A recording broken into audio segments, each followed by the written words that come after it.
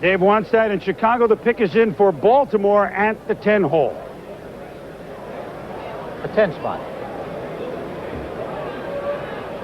With the 10th pick in the draft, the Baltimore Ravens select defensive back from the University of Miami, Duane Starks.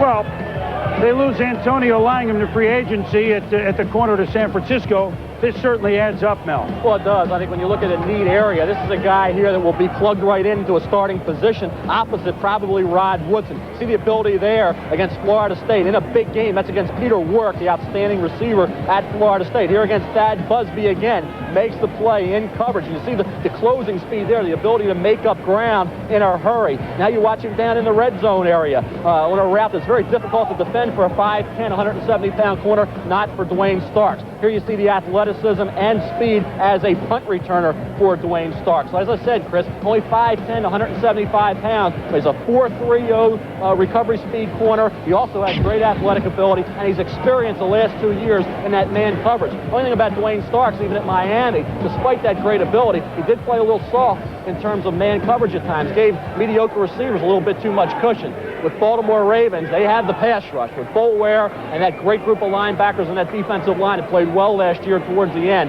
He's going to be protected in terms of coverage by that front seven. He is fast, he is tough, but he's skinny, Joe. He's short. I mean, he's small. He's got to cover some big guys. He does. If you take a look at the division, look at the wide receivers that play in this division, Yancey Thigpen, and look at their heights. Not their yards so much, but their heights.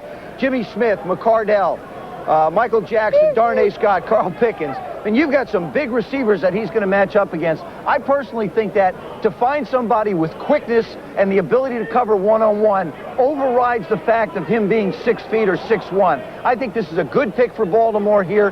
Quickness can make up for such a difference because quarterbacks, contrary to what popular belief is, we're not the most accurate people all the time in the world. I think you put the ball places sometimes where guys have to make plays.